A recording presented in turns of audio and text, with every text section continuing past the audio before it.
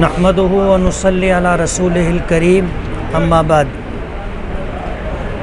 किसी शायर ने कहा है कि दुआ बहार की मांगी तो इतने फूल खिले, कहीं जगह न रही मेरे आशियाने में। अल्लाह का बेपनाह करम और एहसान है कि आज अल्हम्दुलिल्लाह मैं अपनी बीमारी के बाद रूह बसेहत हो करके रात 12:30 बजे मालेगांव पहुंचा। आज इस वक्त रात आराम करने के बाद डॉक्टर की हिदायत के मुताबिक ज़िम्मेदारियां पूरी करने के बाद मैं तैयार था। मुझे यूसुफ इलियास साहब का फ़ोन आया कि प्रोफेसर हाफिज़ अब्दुल हफीज़ अंसारी साहब ऑल इंडिया मोमिन कॉन्फ्रेंस की नुमाइंदगी करते हुए जो नेशनल सेक्रेटरी हैं वो अपनी हिमायत और तायद के लिए लेटर देना चाहते हैं, तो क्या आप कंपाउंड में आ सकते हैं? मैंने कहा मैं ज़रूर आ सकता हूँ। तो अल्हम्दुलिल्लाह मैं वक्त पर पहुँच गया।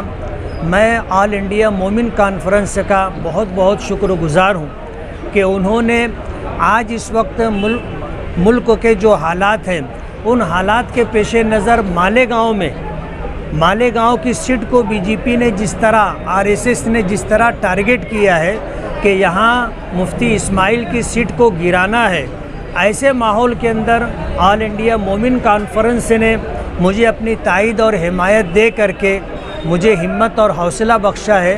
इसी तरह मेरी बीमारी के दिनों में जमाते इस्लामी हिंद शाख मालेगांव ने उन्होंने भी अपनी तायद और हिमायत का ऐलान किया है। मैं ऑल इंडिया मोमिन कॉन्फ्रेंस और इसी तरह जमाते इस्लामी हिंद शाख मालेगांव का बहुत बहुत शुक्रगुज़ार हूँ कि उन्होंने हालात को समझा, देखा और हालात को समझ करके फ़ैसला किया कि आज हमारे शहर मालेगांव में हमने अच्छाई और बुराई के उन्वान पर इलेक्शन लड़ने का फ़ैसला किया था। और आरएसएस और बीजेपी ने इस बात को समझ करके उन्होंने जो स्टैंड लिया कि मालेगांव के अंदर लोकसभा इलेक्शन के पस मंज़र में मुफ्ती इस्माइल ने बीजेपी के उम्मीदवार को गिराने के लिए जो मेहनत और कोशिश की है, जिसकी वजह से बीजेपी की एक सीट मालेगांव धुलिया कॉन्स्टिट्यूंसी से कम हुई है, तो मालेगांव की ये सीट उन्होंने गिराना है।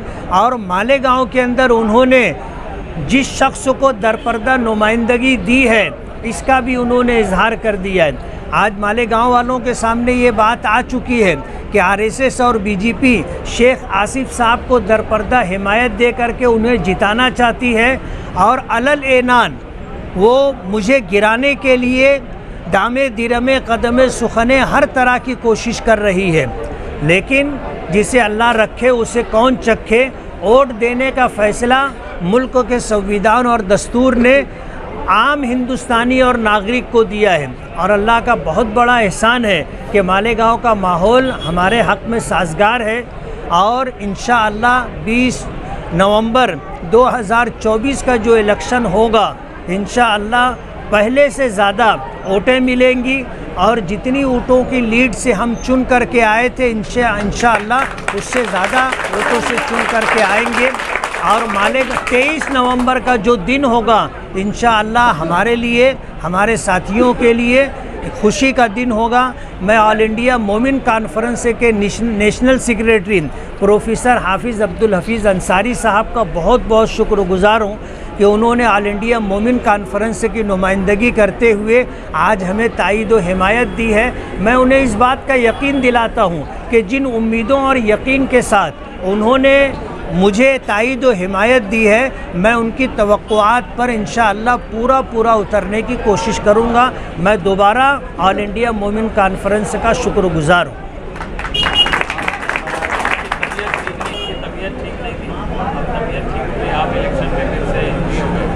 कैसा महसूस कर रहे हैं आप? इलेक्शन का माहौल कैसा रहेगा या आपकी गैर हाजिरी में कैसा था?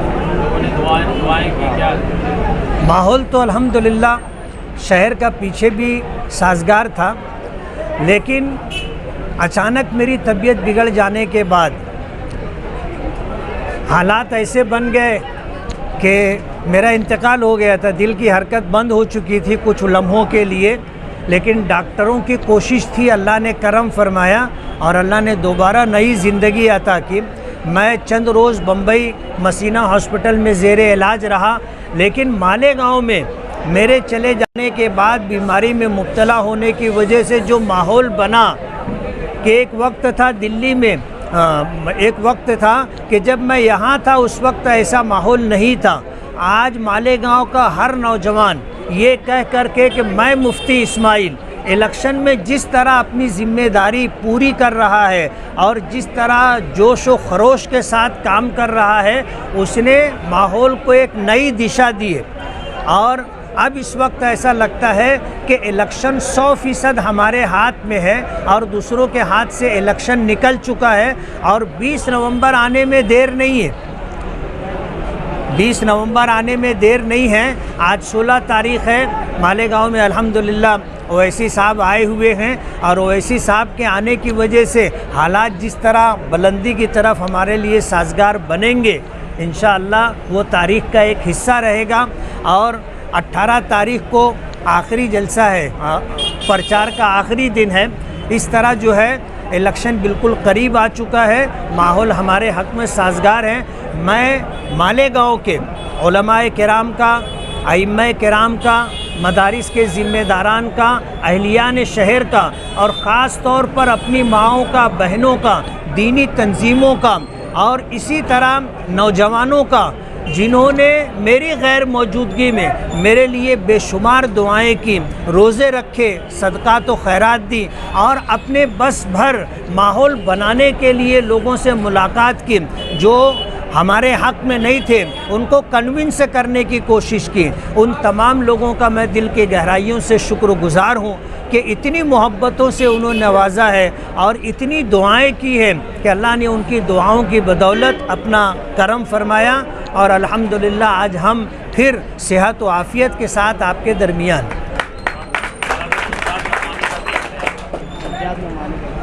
हज़रत मौलाना सज्जाद नोमानी साहब बैनुल अक़वामी शख्सियत के हामिल है। अल्लाह ताला ने इल्मी एतबार से, अमली एतबार से, रूहानी एतबार से जो मकाम उन्हें अता किया है वो कम ही लोगों को नसीब होता है।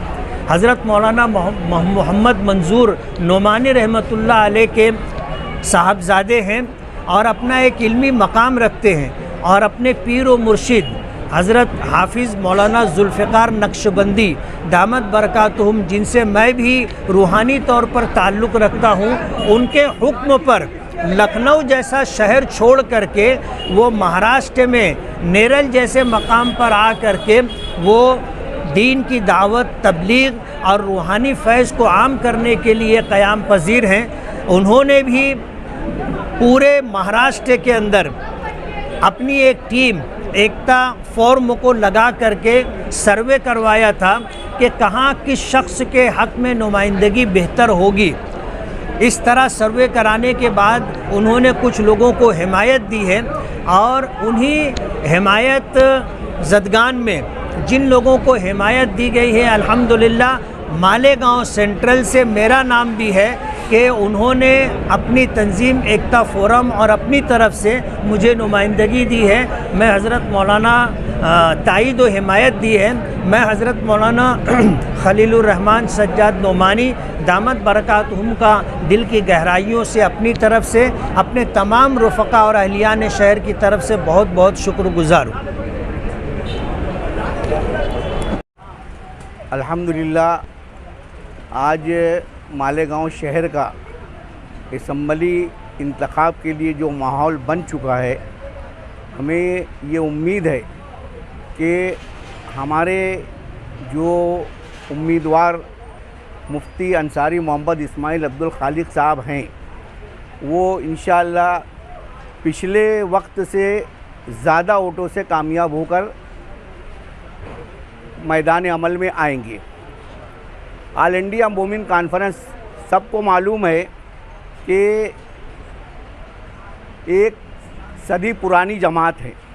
ऑल इंडिया मोमिन कॉन्फ्रेंस तो जो है बुनकरों के मफाद के लिए बहुत सारे काम यहाँ से लेके दिल्ली तक करती है, लेकिन हमारी जो मकामी यूनिट है, उस मकामी यूनिट की वजह से हमको इतना इंतज़ार करना पड़ा और हम इंतज़ार में थे कि शायद मकामी यूनिट कोई फ़ैसला करेगी और अगर फ़ैसला करेगी बेहतर रहेगा तो हम उसका साथ देंगे।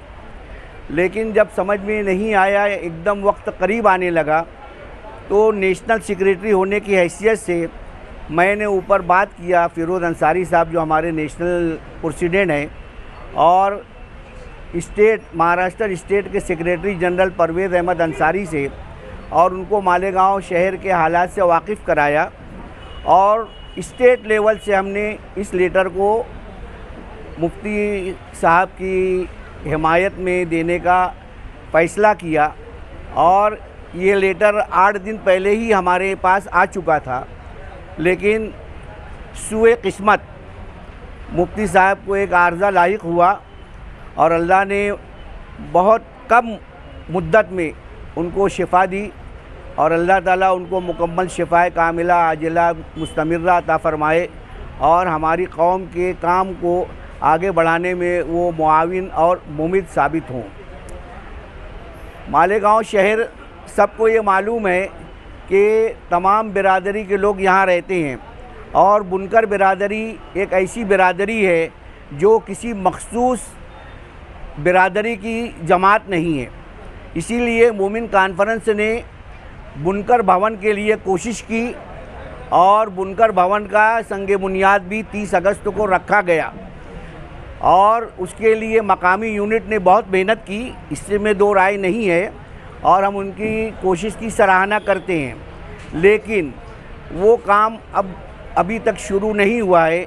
इंशाअल्लाह हम मुफ्ती मोहम्मद इस्माइल अब्दुल खालिक आमदार जो अभी हैं और इंशाअल्लाह आइंदा भी रहेंगे, उनकी सरपरस्ती में बुनकर भवन और मज़दूर भवन का भी इंशाअल्लाह हम इफ्तिताह करेंगे, और उसका संग बुनियाद रख के पाए तकमील तक पहुंचाएंगे। इस 5 साला दौर में मुफ्ती साहब ने जो भी काम किया, वो कारपोरेशन से लेके असम्बली तक के जितने काम थे अल्हम्दुलिल्लाह उन्होंने अंजाम दिए, और उसी का खमियाजा वो लोग भुगत रहे हैं कि यहाँ वहाँ मस्जिदों में अब जाकर वो लोग शरारत शुरू कर दिए हैं, क्योंकि उनको ये मालूम है कि हम अगर सोलार मस्जिद में लगा रहे हैं और उसके बाद मस्जिदों में जाके तकलीफ़ दे रहे हैं, और वो भी मुकर्रिरीन को जो उलमाए किराम से नफ़रत करते हैं और मोहब्बत का दावा भी करते हैं, और उसके बाद उनको तकारीर करने से रोका जा रहा है। ये जो चीज़ है ये गलत है, और इसके ऊपर कदगन लगाने के लिए 20 नवंबर को जो इलेक्शन हो रहा है, उसमें हमें बहुत सोच समझकर हमारी जो शहादत है, जिसे हम वोट कहते हैं, उसका इस्तेमाल करना है, और हमें सही उम्मीदवार का इंतखाब करके, और हमारे लिए हमने जो फ़ैसला किया है ऑल इंडिया मोमिन कॉन्फ्रेंस ने कि हम मुकम्मल तौर पर गैर मशरूत मुफ्ती अंसारी मोहम्मद इस्माइल अब्दुल खालिक को हिमायत देते हैं। हमारा उनसे कोई मुतालबा नहीं है। हम ये चाहते हैं कि कौम और बिरादरी और बुनकर बिरादरी के तमाम मसाइल को वो बहुत खूबी अंजाम दें। और एक बात मैं आपको और बताता चलूँ कि मुफ्ती मोहम्मद इस्माइल अब्दुल खालिक साहब ऑल इंडिया मोमिन कॉन्फ्रेंस के 2 साल पहले ही मेंबर बन चुके थे, और उनका कार्ड आज इत्तेफाक से उनको दिया जाएगा, और हिमायत का लेटर भी हम उनको दे रहे हैं। और इंशाअल्लाह ये काम जो है हम मुकम्मल तौर पर यहाँ से अब 20 तारीख तक मुकम्मल तौर पर उनके साथ लगे रहेंगे, और इंशाअल्लाह उनको अच्छी वोटों से कामयाब कराकर असम्बली में भेजेंगे। खुदा अभी कल की बात है, अराबिया मस्जिद में वो उस वार्ड का कारपोरेटर और रौनकाबाद का ये इन लोगों का कोई रिश्तेदार है, उन दोनों ने वहाँ पर मस्जिद में तकरीर मौलाना इमरान असद नदवी कर रहे थे। उनको उन्होंने रोका, और रोकने के पहले तो रोका, उसके बाद ये कहा कि चल निकल, यानी उनको तकरीर भी करने नहीं दिया गया। इस तरीके की जो हरकतें हो रही हैं। पिछले हफ्ते में निज़ामिया मस्जिद में ये काम हुआ। निज़ामिया मस्जिद में मौलाना खालिद रशीदी साहब जो दारुल फलाह यतीम खाना के मोहतमिम और नाज़िम हैं, उन्होंने सिर्फ मसलहतन इस बुनियाद पर कि भाई वो एक इदारे के ज़िम्मेदार हैं, उस इदारा आज़ाद नगर में कायम है, वहाँ तकलीफ़ होगी, इसलिए उन्होंने मसलहतन इफ़हाम व तफ़हीम से काम लेते हुए मामले को सुलझा दिया। और मसाजिद में अगर किसी उम्मीदवार के लिए वोट मांगी जाती है तो ये शरन गलत है। इसलिए गलत है कि मस्जिदों मेहराब से ये लोग ख़ुद कहते हैं कि सियासी बातें नहीं होनी चाहिए, तो फिर आप लोग इस तरीक़े का अमल क्यों करते हैं?